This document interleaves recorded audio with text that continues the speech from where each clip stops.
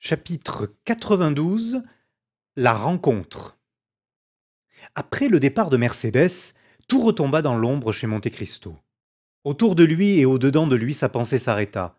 Son esprit énergique s'endormit comme fait le corps après une suprême fatigue. Quoi? Se disait-il, tandis que la lampe et les bougies se consumaient tristement et que les serviteurs attendaient avec impatience dans l'antichambre. Quoi? Voilà l'édifice si lentement préparé, élevé avec tant de peine et de soucis, écroulé d'un seul coup, avec un seul mot, sous un souffle.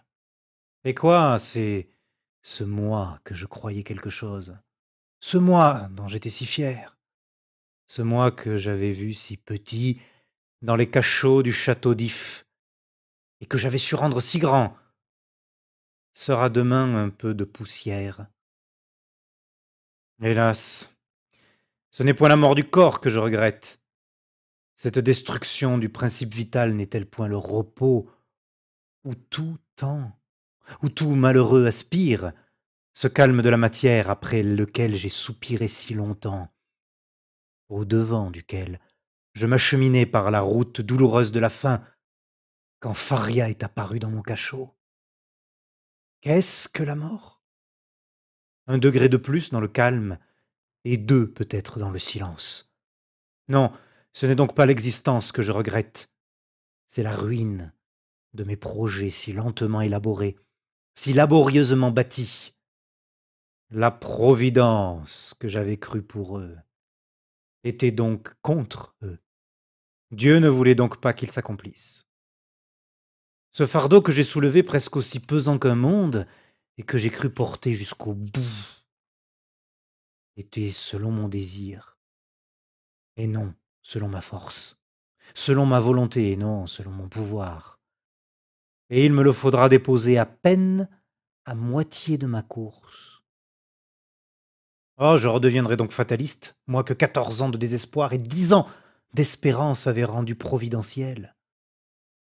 Et tout cela, mon Dieu, parce que mon cœur, que je croyais mort, n'était englouti. Parce qu'il s'est réveillé, parce qu'il a battu, parce que j'ai cédé à la douleur de ce battement soulevé du fond de ma poitrine par la voix d'une femme. Et cependant, continua le comte, s'abîmant de plus en plus dans les prévisions de ce lendemain terrible qu'avait accepté Mercédès. Cependant, il est impossible que cette femme, qui est un si noble cœur, ait ainsi, par égoïsme, consenti à me laisser tuer, moi plein de force et d'existence. Il est impossible qu'elle pousse à ce point l'amour, ou plutôt le délire maternel. Il y a des vertus dont l'exagération serait un crime. Non, elle aura imaginé quelque scène pathétique, elle viendra se jeter entre les épées, et ce sera ridicule sur le terrain, de sublime que c'était ici. Et la rougeur de l'orgueil montait au front du comte. Ridicule, répéta-t-il. Et le ridicule rejaillira sur moi. Moi, ridicule. Allons, j'aime encore mieux mourir. Et à force de s'exagérer ainsi d'avance les mauvaises chances du lendemain, auxquelles il s'était condamné en promettant à Mercédès de laisser vivre son fils, le comte s'en vint à se dire: sottise, sottise, sottise. Que faire ainsi de la générosité en se plaçant comme un but inerte au bout du pistolet de ce jeune homme? Jamais il ne croira que ma mort est un suicide. Et cependant il importe pour l'honneur de ma mémoire. Ce n'est point de la vanité, n'est-ce pas, mon Dieu? Mais bien un juste orgueil, voilà tout. Il importe, pour l'honneur de ma mémoire, que le monde sache que j'ai consenti moi-même, par ma volonté, par mon libre arbitre, à arrêter mon bras déjà levé pour frapper, et que de ce bras si puissamment armé contre les autres, je me suis frappé moi-même. Et il le faut, je le ferai. Et saisissant une plume, il tira un papier de l'armoire secrète de son bureau et traça au bas de ce papier, qui n'était autre chose que son testament fait depuis son arrivée à Paris, une espèce de codicille dans lequel il faisait comprendre sa mort aux gens les moins clairvoyants. Je fais cela, mon Dieu, dit-il les yeux levés au ciel, autant pour votre honneur que pour le mien. Je me suis considéré depuis 10 ans, oh mon Dieu, comme l'envoyé de votre vengeance. Et il ne faut pas que d'autres misérables, que ce Morcerf, il ne faut pas qu'un Danglars, un Villefort, il ne faut pas enfin que ce Morcerf lui-même se figure que le hasard les a débarrassés de leur ennemi. Qu'ils sachent, au contraire, que la Providence, qui avait déjà décrété leur punition, a été corrigée par la seule puissance de ma volonté, que le châtiment évité dans ce monde les attend dans l'autre, et qui n'ont échangé le temps que contre l'éternité. Tandis que flottait, entre ces sombres incertitudes, le mauvais rêve de l'homme éveillé par la douleur, le jour vint blanchir les vitres et éclairer sous ses mains le pâle papier azur sur lequel il venait de tracer cette suprême justification de la Providence. Il était 5 heures du matin. Tout à coup, un léger bruit parvint à son oreille. Monte Cristo crut avoir entendu quelque chose comme un soupir étouffé. Il tourna la tête, regarda autour de lui et ne vit personne. Seulement, le bruit se répéta assez distinct pour qu'au doute succédât la certitude. Alors le comte se leva, ouvrit doucement la porte du salon, et sur un fauteuil, les bras pendants, sa belle tête pâle inclinée en arrière, il vit Haydée qui s'était placée en travers de la porte, afin qu'il ne pût sortir sans la voir, mais que le sommeil si puissant contre la jeunesse avait surpris après la fatigue d'une si longue veille. Le bruit que la porte fit en s'ouvrant ne put tirer Haydée de son sommeil. Monte Cristo arrêta sur elle un regard plein de douceur et de regret. Elle s'est souvenue qu'elle avait un fils, dit-il. Et moi, j'ai oublié que j'avais une fille. Puis, secouant tristement la tête, pauvre Haydée. Elle a voulu me croire, elle a voulu me parler, elle a craint ou deviné quelque chose. Oh, je ne puis partir sans lui dire adieu. Je ne puis mourir sans la confier à quelqu'un. Il regagna doucement sa place et écrivit au bas des premières lignes. Je lègue à Maximilien Morel, capitaine de Spahis et fils de mon ancien patron Pierre Morel, armateur à Marseille, la somme de 20 millions, dont une partie sera offerte par lui à sa sœur Julie et à son beau-frère Emmanuel, s'il ne croit pas toutefois que ce surplus de fortune doive nuire à leur bonheur. Ces 20 millions sont enfouis dans ma grotte de Monte Cristo, dont Bertuccio sait le secret.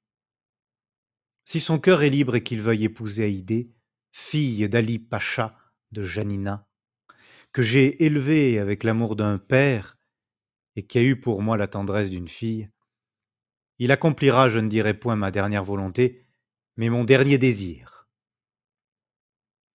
Le présent testament a déjà fait Haydée héritière du reste de ma fortune, consistant en terres, rentes sur l'Angleterre, l'Autriche et la Hollande, mobilier dans mes différents palais et maisons, et qui, ces 20 millions prélevés, ainsi que les différents legs faits à mes serviteurs, pourront monter encore à 60 millions.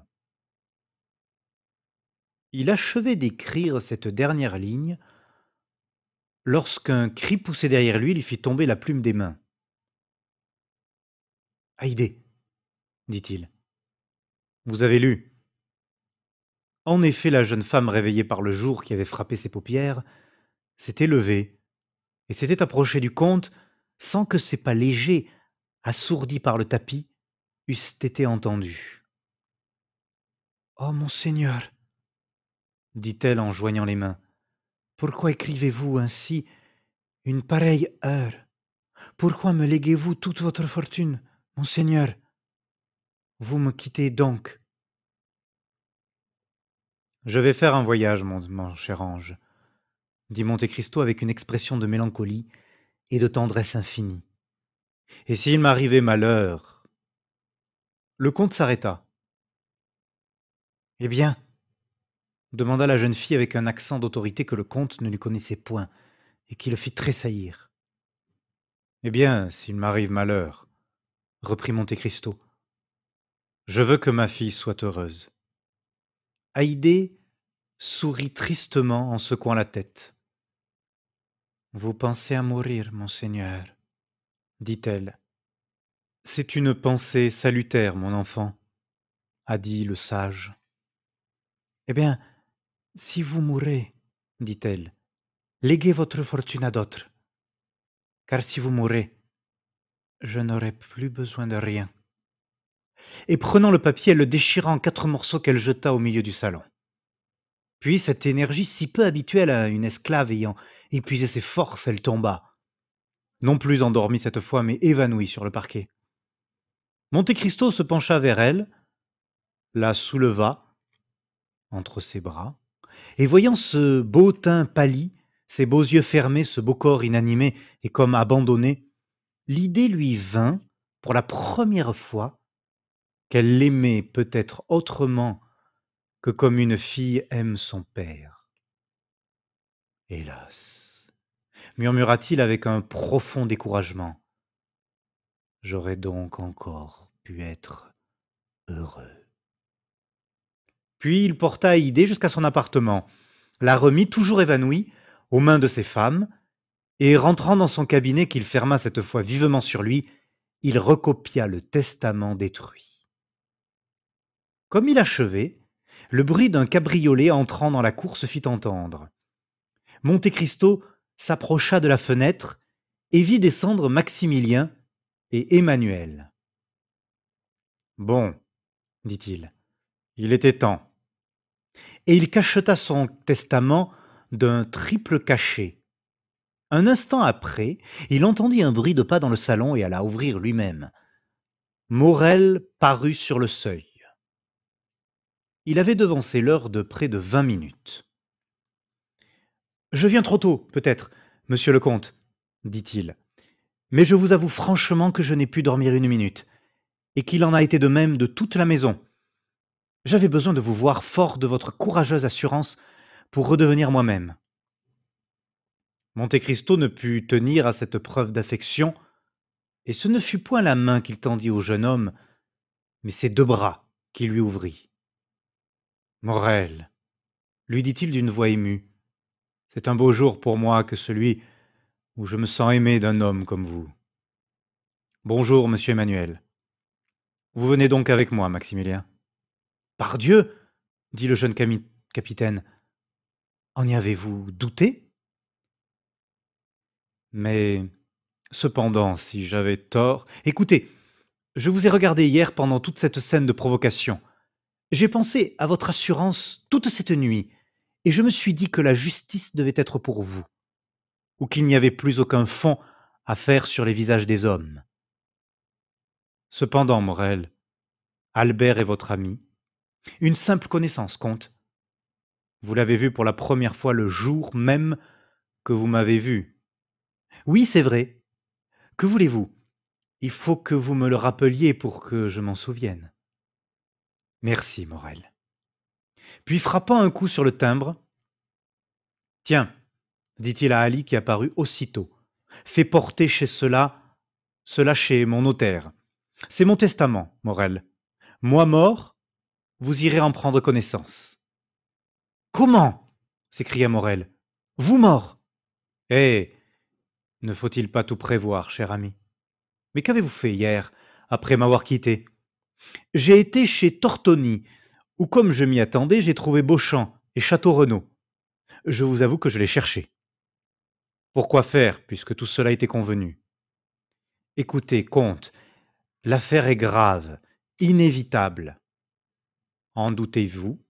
Non, l'offense a été publique et chacun en parlait déjà. Eh bien, j'espérais faire changer les armes, substituer l'épée au pistolet. Le pistolet est aveugle. Avez-vous réussi? Demanda vivement Monte Cristo avec une imperceptible lueur d'espoir. Non, car on connaît votre force à l'épée. Bah, qui m'a donc trahi? Les maîtres d'armes que vous avez battus. Et vous avez échoué. Ils ont refusé positivement. Morrel, dit le comte, M'avez-vous jamais vu tirer le pistolet? Jamais. Eh bien, nous avons le temps, regardez. Monte Cristo prit les pistolets qu'il tenait quand Mercédès était entrée, et collant un as de trèfle contre la plaque, en 4 coups, il enleva successivement les 4 branches du trèfle.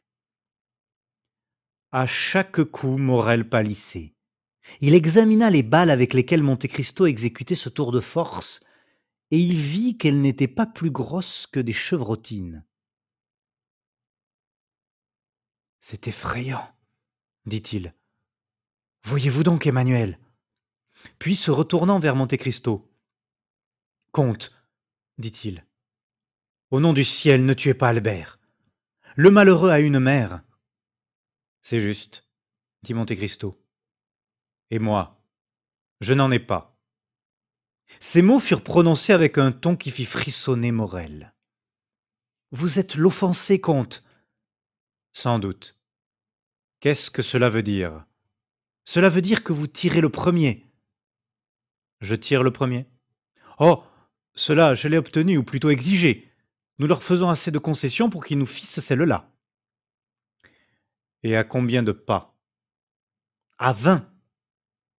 Un effrayant sourire passa sur les lèvres du comte. Morel, dit-il, n'oubliez pas ce que vous venez de voir. Aussi, dit le jeune homme, je ne compte que sur votre émotion pour sauver Albert. Moi, ému? Dit Monte Cristo. Ou sur votre générosité, mon ami, sûr de votre coup comme vous l'êtes. Je puis vous dire une chose qui serait ridicule si je la disais à un autre.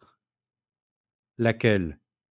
Cassez-lui un bras, blessez-le, mais ne le tuez pas. Morel, écoutez encore ceci, dit le comte. Je n'ai pas besoin d'être encouragé à ménager monsieur de Morcerf. Monsieur de Morcerf, je vous l'annonce d'avance, sera si bien ménagé qu'il reviendra tranquillement avec ses 2 amis, tandis que moi... Eh bien, vous? Oh, c'est autre chose. On me rapportera, moi. Allons donc! S'écria Maximilien hors de lui. C'est comme je vous l'annonce, mon cher Morel.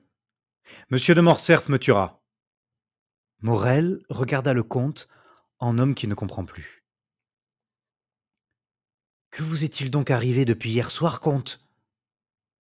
Ce qui est arrivé à Brutus, la veille de la bataille de Philippe. J'ai vu un fantôme. Et ce fantôme? Ce fantôme Morel m'a dit que j'avais assez vécu. Maximilien et Emmanuel se regardèrent. Monte Cristo tira sa montre. Partons, dit-il. Il est 7h05 et le rendez-vous est pour 8h juste. Une voiture attendait toute attelée. Monte Cristo y monta avec ses 2 témoins. En traversant le corridor, Monte Cristo s'était arrêté pour écouter devant une porte. Et Maximilien et Emmanuel, qui par discrétion avaient fait quelques pas en avant, crurent entendre répondre à un sanglot par un soupir.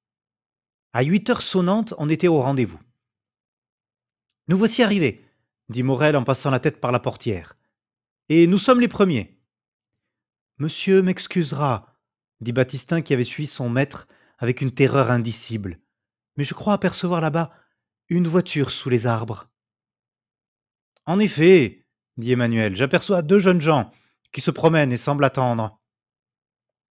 Monte Cristo sauta légèrement en bas de sa calèche et donna la main à Emmanuel et à Maximilien pour les aider à descendre. Maximilien retint la main du comte entre les siennes. À la bonne heure, dit-il. Voici une main comme j'aime la voir à un homme dont la vie repose dans la bonté de sa cause. Monte Cristo tira Morel non pas à part, mais d'un pas ou 2 en arrière de son beau-frère. Maximilien, lui demanda-t-il, avez-vous le cœur libre? Morel regarda Monte Cristo avec étonnement. Je ne vous demande pas une confidence, cher ami. Je vous adresse une question simple. Répondez oui ou non. C'est tout ce que je vous demande. J'aime une jeune fille, comte. Vous l'aimez beaucoup. Plus que ma vie. Allons, dit Monte Cristo. Voilà encore une espérance qui m'échappe. Puis, avec un soupir, pauvre Haïdée, murmura-t-il. En vérité, comte, s'écria Morel, si je vous connaissais moins, je vous croirais moins brave que vous n'êtes. Parce que je pense à quelqu'un que je vais quitter, et que je soupire. Allons donc, Morel, est-ce qu'à un soldat de se connaître si mal encourage? Est-ce que c'est la vie que je regrette? Qu'est-ce que cela me fait à moi, qui ai passé 20 ans entre la vie et la mort, de vivre ou de mourir? D'ailleurs, soyez tranquille, Morel, cette faiblesse, si c'en est une, est pour vous seul. Je sais que le monde est un salon dont il faut sortir poliment et honnêtement, c'est-à-dire en saluant et en payant ses dettes de jeu. À la bonne heure, dit Morel, voilà qui est parlé. À propos, avez-vous apporté vos armes? Moi? Pourquoi faire? J'espère bien que ces messieurs auront les leurs. Je vais m'en informer, dit Morel. Oui, mais pas de négociation, vous m'entendez? Oh, soyez tranquille. Morel s'avança vers Beauchamp et Château-Renaud. Ceux-ci, voyant le mouvement de Maximilien, firent quelques pas au-devant de lui. Les trois jeunes gens se saluèrent, sinon avec affabilité, du moins avec courtoisie. Pardon, messieurs, dit Morel, mais je n'aperçois pas monsieur de Morcerf. Ce matin, répondit Château-Renaud, il nous a fait prévenir qu'il nous rejoindrait sur le terrain seulement. Ah, fit Morel. Beauchamp tira sa montre. 8h, 5 minutes. Il n'y a pas de temps de perdu, monsieur Morel, dit-il. Oh, répondit Maximilien, ce n'est point dans cette intention que je le disais. D'ailleurs, interrompit Château-Renaud, voici une voiture.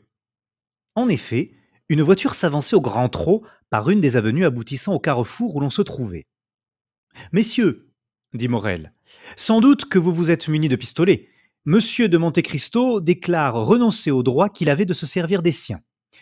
Nous avons prévu cette délicatesse de la part du comte, monsieur Morel, répondit Beauchamp, et j'ai apporté des armes, que j'ai achetées il y a 8 ou 10 jours, croyant que j'en aurais besoin pour une affaire pareille. Elles sont parfaitement neuves et n'ont encore servi à personne. Voulez-vous les visiter? Oh, monsieur Beauchamp, dit Morel en s'inclinant, lorsque vous m'assurez que monsieur de Morcerf ne connaît point ses armes, vous pensez bien, n'est-ce pas, que votre parole me suffit? Messieurs, dit Château-Renaud, ce n'était point Morcerf qui nous arrivait dans cette voiture, c'était ma foi, c'était Frantz et Debray. En effet, les deux jeunes gens annoncés s'avancèrent. Vous ici, messieurs, dit Château-Renaud en échangeant avec chacun une poignée de main. Et par quel hasard? Parce que, dit Debray, Albert nous a fait prier ce matin de nous trouver sur le terrain. Beauchamp et Château-Renaud se regardèrent d'un air étonné. Messieurs, dit Morel, je crois comprendre. Voyons. Hier, dans l'après-midi, j'ai reçu une lettre de monsieur de Morcerf, qui me priait de me trouver à l'opéra. Et moi aussi, dit Debray. Et moi aussi, dit Frantz. Et nous aussi, dirent Château-Renaud et Beauchamp. Il voulait que vous fussiez présent à la provocation, dit Morel. Il veut que vous soyez présent au combat. Oui, dirent les jeunes gens, c'est cela, monsieur Maximilien, et selon toute probabilité, vous avez deviné juste. Mais avec tout cela, murmura Château-Renaud, Albert ne vient pas. Il est en retard de 10 minutes. Le voilà, dit Beauchamp. Il est à cheval, tenez. Il vient ventre à terre, suivi de son domestique. Quelle imprudence, dit Château-Renaud, de venir à cheval pour se battre au pistolet. Moi qui lui avais si bien fait la leçon. Et puis, voyez, dit Beauchamp, avec un col à sa cravate et avec un habit ouvert, avec un gilet blanc. Que ne s'est-il fait tout de suite dessiner une mouche sur l'estomac? C'eût été plus simple et plutôt fini. Pendant ce temps, Albert était arrivé à 10 pas du groupe que formaient les 5 jeunes gens. Il arrêta son cheval, sauta à terre et jeta la bride au bras de son domestique. Albert s'approcha. Il était pâle, ses yeux étaient rougis et gonflés. On voyait qu'il n'avait pas dormi une seconde de toute la nuit.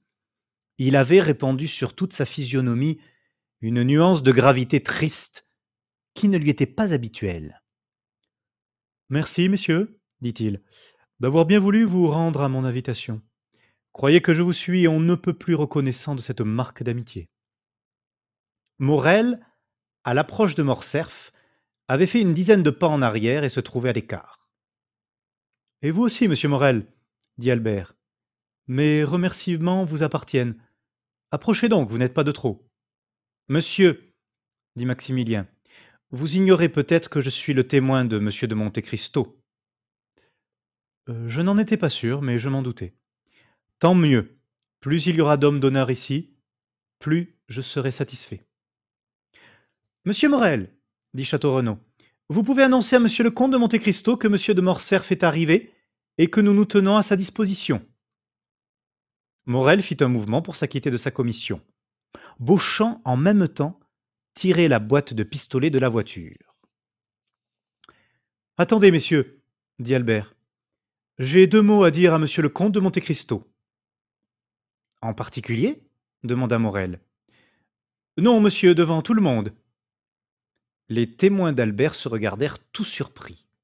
Franz et Debray échangèrent quelques paroles à voix basse, et Morel, joyeux de cet incident inattendu, alla chercher le comte qui se promenait dans une contre-allée avec Emmanuel.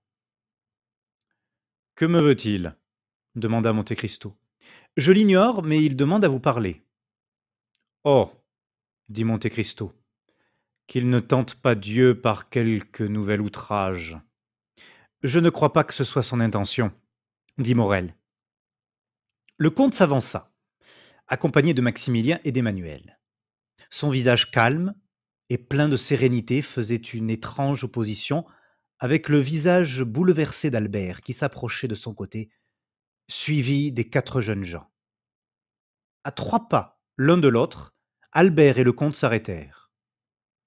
Messieurs, dit Albert, approchez-vous. Je désire que pas un mot de ce que je vais vous faire l'honneur de dire, à vous, monsieur le comte de Monte Cristo, ne soit perdu. Car ce que je vais avoir l'honneur de vous dire doit être répété par vous tous à qui vous voudrez l'entendre. Si étrange que mon discours vous paraisse. J'attends, monsieur, dit le comte.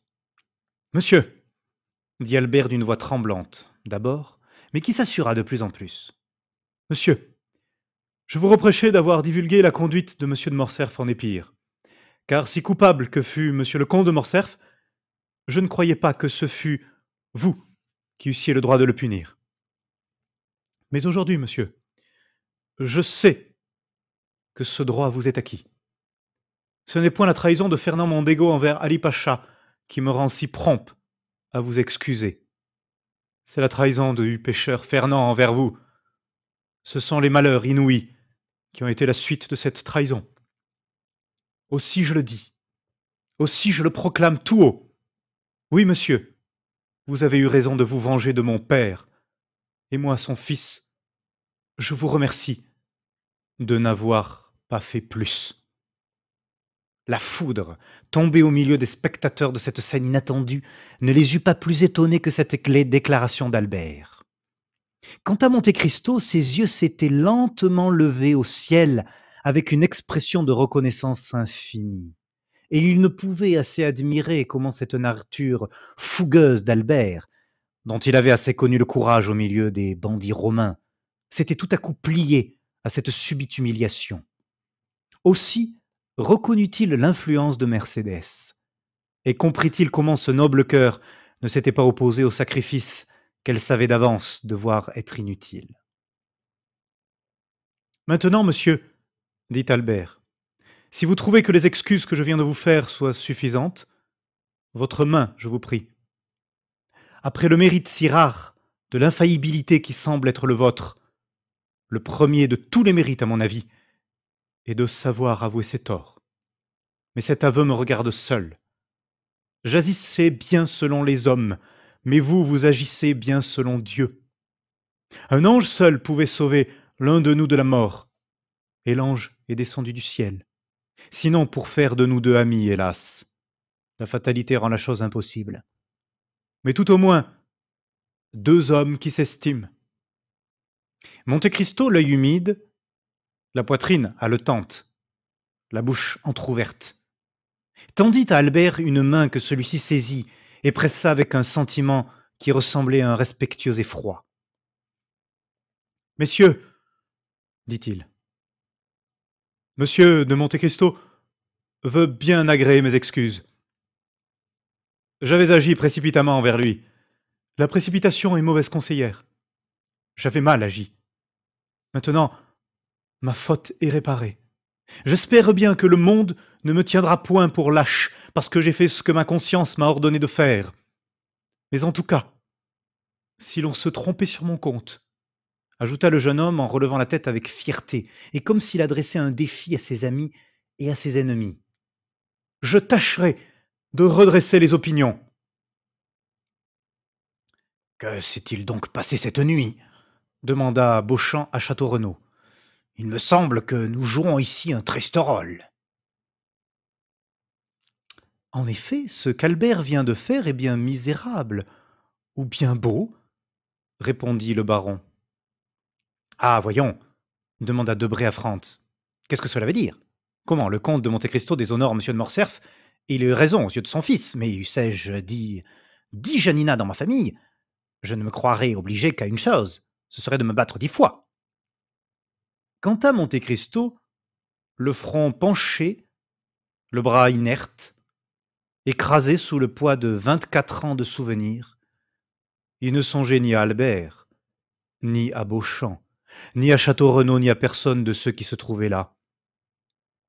Il songeait à cette courageuse femme qui était venue lui demander la vie de son fils, à qui il avait ouvert la sienne et qui venait de la sauver par l'aveu terrible d'un secret de famille, capable de tuer à jamais chez ce jeune homme le sentiment de la piété filiale. Toujours Providence, murmura-t-il. Ah, c'est d'aujourd'hui seulement que je suis bien certain d'être l'envoyé de Dieu.